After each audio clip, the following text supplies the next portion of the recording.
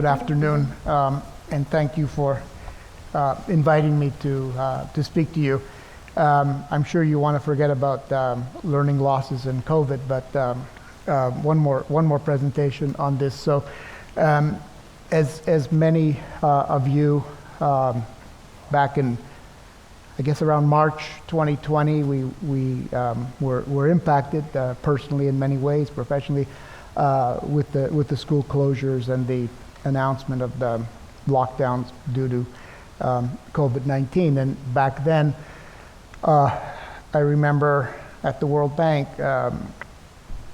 talking about potential learning losses, and many people thought, we might close schools for a few weeks in the spring of 2020, but by the next academic year, we'll be back to normal. In any case, they said in many developing countries, not a lot of learning takes place, so how much could we learn? So that was the context that we started our work. First, to look at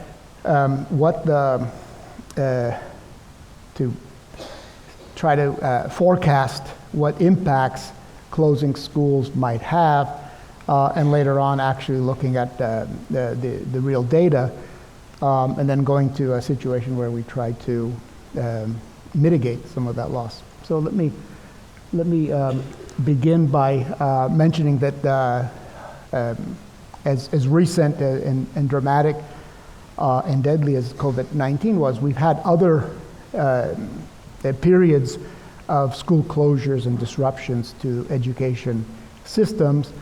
In fact, they happen more frequently than we'd like to imagine, whether they are conflicts, wars, and the like. Strikes can lead to school closures, natural disasters, but usually those are localized, particular country or countries. We don't have pandemics all the time, but COVID-19 was SARS too, so we did have SARS before that, and there were school closures. But we do also have, not recent, but there is experience with pandemics. The 1918 flu pandemic had impacts, including school closures. There's no estimates of learning losses, but we know that there were school closures. We also know that the impacts, health impacts, socioeconomic impacts, lasted for decades after the 1918 influenza. So it's not going to be something that ends with the reopening of schools. So just so you remember, we closed schools in pretty much every country of the world, all levels of education, and for long periods of time in some countries. According to UNESCO, I think 190 countries closed schools. The subject of the talk is about the cost of school closures, and we could think of two kinds of costs. One would be the learning loss, so people aren't in school or they're learning at home, so there's some level of learning loss, and that we can predict, but we can also see, because it's been some years, there's data about actual learning losses. The other kind of cost that I'll talk about is the earnings loss. And here, if people lose schooling because your school's closed for some period of time, you'll have less years of schooling, less human capital, and we assume you'll be less productive. So we've estimated some of those costs as well. One of the criticisms early on about the losses is that, schools may be closed, but there's mitigation in place. After all, schools went online. There's already a system in place. But early on, we learned about the limited capacity of most countries to even organize online education. Most systems failed. In many countries of the world, connectivity was so poor that there really was no online education, and it wasn't designed as a substitute for in-person classes. There were no interactions, there was no social aspects to it. And as the closures continued, the attendance rates dropped dramatically. So mitigation did not work. There was confusion early on about the likely cost. Headlines sometimes suggested a high cost of learning loss. Just a sample of some headlines, but not everyone was convinced. The misinformation started very early. In fact, sometimes the same news outlet had contradictory headlines about what the impact of the pandemic might be. Why should we believe that there would be learning loss? If we believe that schooling provides any kind of benefit in terms of acquisition of skills, then we should assume in this very simple model that we adopt that the more time you spend away from school, the greater the losses. So over a longer period of time, we should expect to see greater losses. And that's what I wanted to test in the research, what we predicted, and then look at what actual data shows. I'll talk about national studies. Most of those come from Europe. And I'll talk about the international assessments, which allow us, with some modifications, to also measure learning loss. That is PEARLS and PISA. The model of learning losses, if we summarize very simply what schools do, and really there are not that many sources of learning. And we can think of the school as a major input. We can think of the family as a major input, and we had very good discussions over the last 2 days about some of those aspects. And then we, of course, have innate ability. Not much we can do in the short term about people's innate ability, but the family and the school are key. And what happens when you cut off one of those major sources of learning? What's left is family inputs, and we heard yesterday many times about how important family background is for learning. So if the only input is family, then you're going to have tremendous inequality. So we not only predicted that there would be learning losses, but they would be greater the longer the closures, and they would affect people disproportionately. So those who don't benefit from very educated or wealthy parents are likely to lose more than others. So national studies, we collected data from the universe of studies that were published or in working paper form over the first couple of years of the pandemic. And these were studies where there was some kind of testing of students before the pandemic and testing after the pandemic, whether it was a longitudinal sample or a very comparable sample with covariates. So robust studies. There were thousands of studies, even by March of 21, about potential impacts, but only a few of those allowed us to look at before and after. So we treated the pandemic like a natural experiment. So an exogenous event, no one predicts it, schools close, you have learning before, you have learning after. So that's how we measured it. There's been several systematic reviews since our study, more or less the same database and more or less the same findings. And what do they find? From 0.12 to 0.25 standard deviation losses. That's a year's worth of schooling that was lost for studies that were published by March of 2021. So pretty big loss. And again, most of these studies were coming from Europe. So schools weren't closed for a year, yet the losses are equivalent to a year's worth of schooling. And if we believe that schooling leads to productivity, then there's another cost that will come later on in someone's life. So the global evidence suggests learning loss and also inequality. Most of the studies, when they controlled for background, showed that people from poor homes, from minorities in the population, students that were at risk before the pandemic, so doing poorly in schooling, more likely to lose more grades.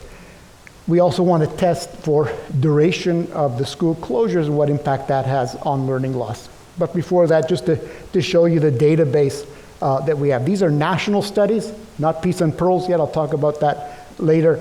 And you can see just the range of losses that we have in the database. Even though the average is about 0.2 something standard deviations, some countries are approaching a standard deviation, and others much less learning loss. I mentioned this already, so let me show you the duration. This looks like it's quite clustered. There's a whole bunch of countries that look clustered, and it looks like there's not much of a relationship between the duration of closures and the learning losses. But in fact, even among the sample of European countries, there is a significant correlation between the duration of closures and the losses. Again, observational. Someone talked about descriptive studies. So the descriptive suggest that there is a learning loss, which we think is causal, given that the closures is an exogenous event. But we have suggestive evidence that perhaps the duration of school closures also played a part. On average, 20 weeks of school closures lead to about a year's worth of loss of learning. Again, from the descriptives, observational fact so far. So we wanted to look at what else matters in terms of the learning losses. So weeks of closures had a strong effect, at least observationally, but we also controlled for other things. Income, national income, the quality of schooling before the pandemic. Most of the studies that we collected had a PISA study or something that we could convert to PISA scores that would allow us to measure school quality. We had internet penetration. One of the hypotheses was that if students are connected, they'll be able to benefit from the online education. Therefore, it doesn't matter if schools are closed, they still get the education. We also controlled for the existence of private schools. There was a lot of media about teachers' unions and whether they would play a role in the school closures. We controlled for that, looking at union density using ILO indicators. We also looked at democracy using the polity measure. And then for direct measures of COVID, the disease itself, we looked at the indicators on the death rate by country at specific dates. The lockdown stringency. In some countries, lockdowns were much stronger than others, so you would expect that to have some kind of impact. And then eventually we had vaccination. So does the vaccination rate matter? When we try to estimate with these factors, the only one that seems significant is the duration of closure. So weeks closed without controls, converted to weeks would be about a point per week. So that's where I get the 20 weeks for 20 points. When I control for everything else, the everything else was what I just mentioned here. None of those other variables are significant. The only one with significance is the weeks of closure. So it seems that it's the duration of closures that matters, not the other measures, not the unions, it's not the disease itself. But again, this is correlational and observational. So what determined school closures? We found the existence of private schools in the country. The more private schools there were, the longer the duration of school closures.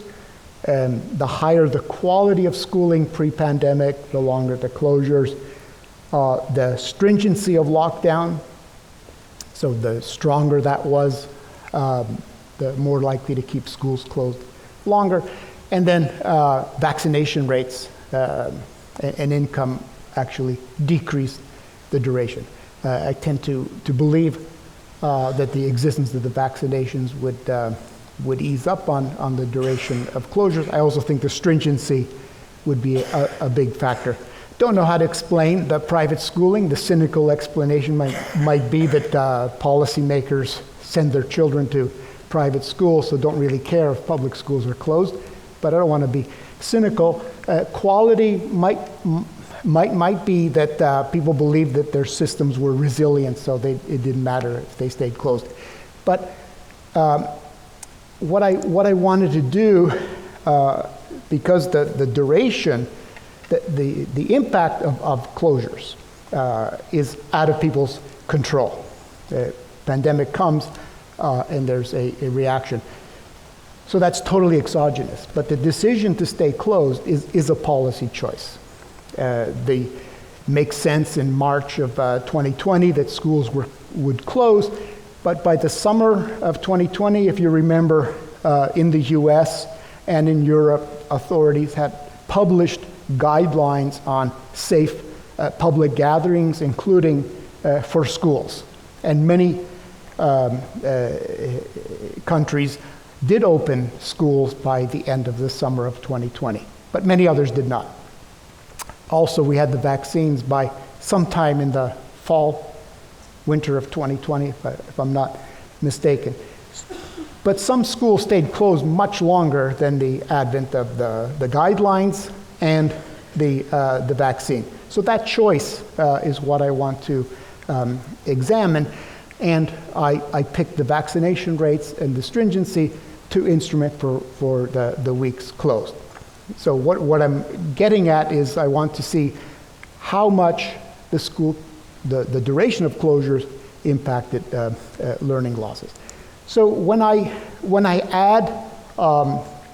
instrument for weeks closed, I get the exact same coefficient that I got in the observational study. Just to remind you what I had in the observational study, equation 1 or equation 2, is the same coefficient as I get when I instrument for school closure. So given this model suggests that it wasn't the disease, it wasn't COVID itself that led to learning losses, it was the duration of the school closures, and the duration of school closures was a public policy choice.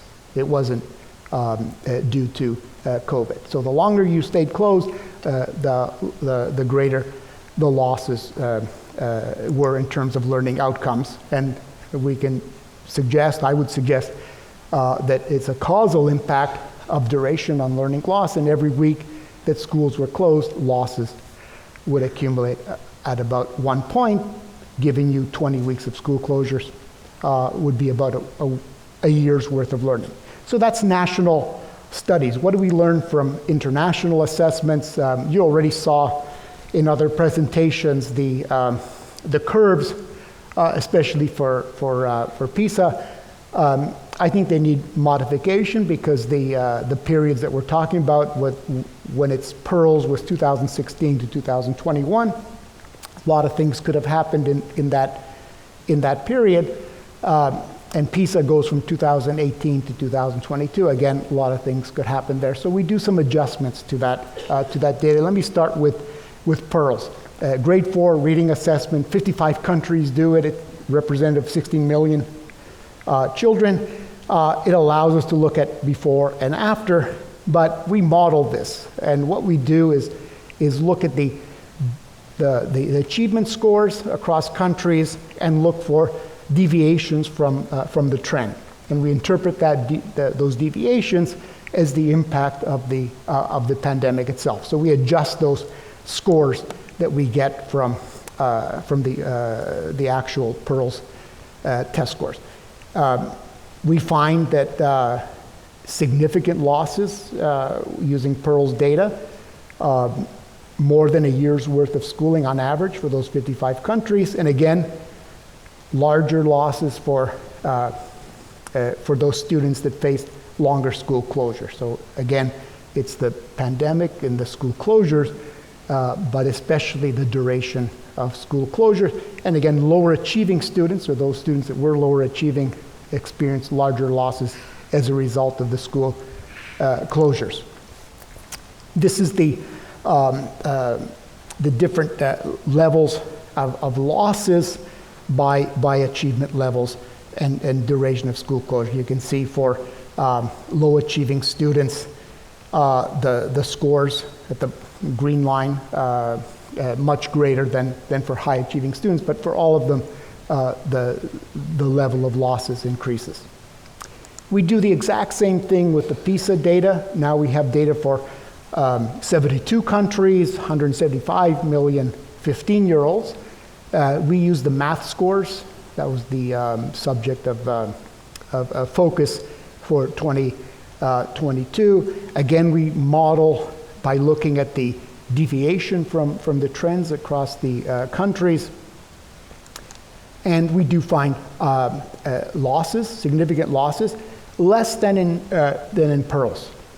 For PEARLS, it was about a year's worth of losses. In PISA, it's about 7 months, so significantly less for PISA, and there's something to worry about here, given that the losses are greater at the earlier years.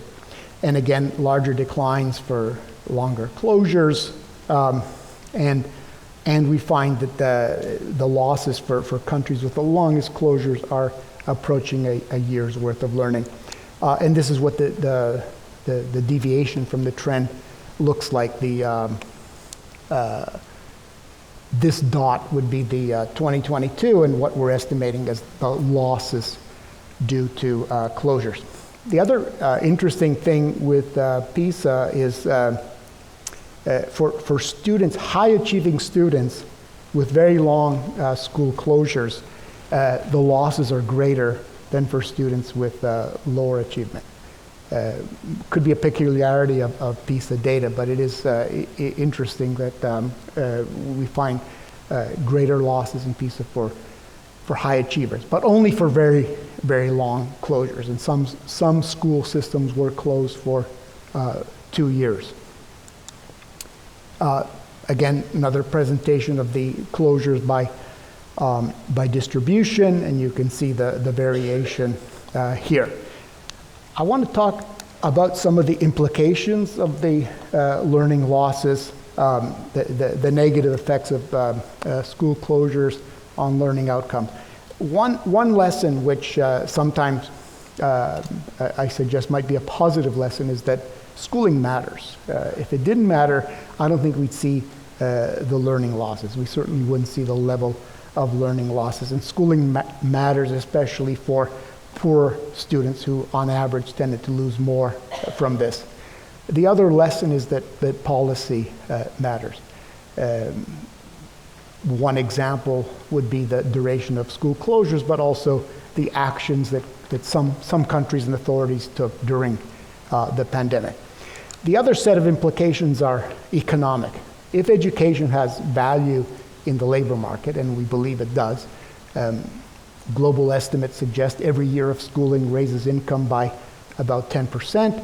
Therefore, a loss of a year, according to PEARLS, will mean permanent income losses for those students when they finally enter the labor market. And that loss of earnings has implications for the country as well. So if we took a conservative estimate of about a third of a year of losses, that estimate multiplied by the number of students that were affected comes out to more than $15 trillion in future earnings. As a lifetime losses, these are 18% of current GDP or 0.8% of annual losses of GDP. So a huge number, however you look at it. So huge implications if these losses are allowed to translate into productivity losses and future earnings losses. There are other costs of school closures. This is from a JMA paper on the health costs. I'm not talking about the COVID directly deaths, but in terms of less schooling and what that means in terms of future lives lost. This estimate in JMA suggests 5.5 million years of life lost totally because of the school closures, just for the United States alone. Mental health issues, childcare issues, closing schools and daycares meant someone had to stay home, and that typically was women dropping out of the labor market. So again, another indirect cost of the school closures. So we get to recovery, the last part of the presentation, and again, some positive findings during the pandemic. We did learn about what seems to work to help mitigate the losses. I mean, the first one would be reopen schools, and those calls went out in the summer of 2020, but too late to do anything about that now. We also learned about how technology can help. Online education, distance education did not work during the pandemic, but some measures, telementoring in low-income countries, very, very low cost. Sometimes just telephone calls to parents help reduce some of the reading losses.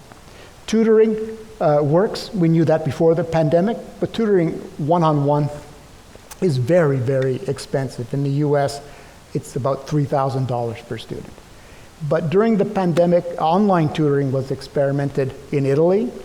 Huge benefits to reduce the learning loss during the pandemic at a very low cost. It worked in Spain, it worked in the US. It's working today in Ukraine during a war. So we've learned a lot about how tutoring can help, and it is in line with what we found with the studies that experiment with personal one-on-one tutoring. Very expensive. The tutoring online is just as effective, but at a fraction of the cost. The other lesson was the remedial education. So measuring learning outcomes and addressing learning needs with students directly, meaning working with them to achieve higher levels. These programs in India, in one state, the remedial education reduced the learning loss by about a third. About a third was gained just by opening schools, but there's still a significant portion that we can't recover. But we still could do more to recover some of those losses.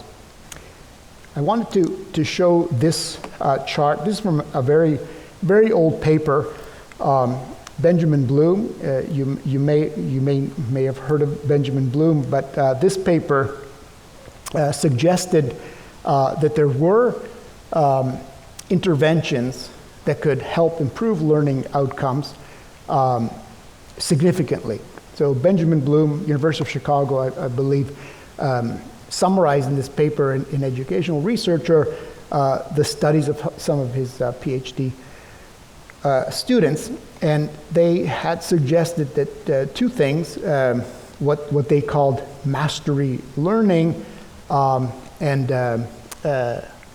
tutorial would change the distribution of learning outcomes to the extent that the students receiving this kind of personalized instruction would perform at the 98th percentile compared to the average 50th percentile for those receiving the standard traditional instruction. The paper is called the 2 sigma problem. 2 sigma because these are gains of 2 standard deviations. It's a problem because in 1984, you cannot implement mastery learning and one-on-one tutorial. It would be prohibitively expensive to do one-on-one tutoring for all students, and I don't think people would accept mastery learning. I think we call these other things today. In the countries I work in, mastery learning might be teach at the right level. Response to intervention is the term in the US, but we do have these. And one-on-one tutoring, again, prohibitively expensive, but with online mechanisms, it's a fraction of the cost. In Italy, the cost per student was about $50, if I remember correctly. It's $3,000 when it's one-on-one personalized. So we can actually achieve the outcomes that Benjamin Bloom suggested in 1984. What he poses a problem. There is a solution, and it might be online tutoring, it might be AI, I don't know. But we did learn during the pandemic that online tutoring can help. We're not seeing enough of this being applied. But we do have a solution potential solution to Benjamin Bloom's Two Sigma problem. And these were interventions that were tried during the pandemic. So to summarize, the response has to be learning recovery programs. We saw in many countries, in Europe and the United States, a lot of spending on education during the pandemic, offers of tutoring in the U.S. In the U.S., most of those were not completely expended. And in middle-income countries, spending on education actually declined during the pandemic and has yet to recover. So in countries with greater losses, we're seeing less effort on education, and budgets aren't even where they were before the pandemic. So implementation of learning recovery programs is less than ideal. The budget was not protected during the pandemic, except in high-income countries. In middle and low-income countries, budgets were not protected. So we have a huge gap between rich and poor countries in terms of spending, and therefore attention to this problem. We also need to think about future shocks. Schools will close for whatever reason. We're seeing now greater willingness to close schools for different reasons, and we're seeing high levels of absenteeism. In the U.S., chronic absenteeism is at 25% of all students. The school closures, I would suggest, were warranted in the early months of 2020 when the pandemic was first detected, but not necessary post-summer of 2020.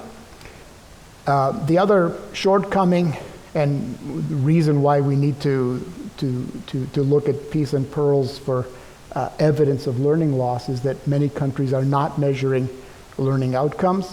Many countries stopped measuring learning outcomes during the pandemic. They didn't cancel selection exams, but they did cancel assessments. We also saw, and we heard in the presentations today and yesterday, grade inflation in some of the assessments. But in general, most countries are not measuring. They're not measuring regularly. They're not using measurement to inform policy. Yet the evidence base on what works has improved. But it only works if we know who to target, and for that we need the learning assessments. Learning assessments have declined throughout the world, and it is a problem because it limits what we can do. It also, I would suggest, mean that we're valuing education less than we need to. So again, learning recovery programs are needed. The budget is needed to get back to where we were in some countries, but also to finance those learning recovery programs and to prepare our schools for future shocks, meaning try to prevent school closures or actually put in place the mechanisms that will allow learning to take place. But again, can't stress it enough, measuring learning outcomes is key. Thank you.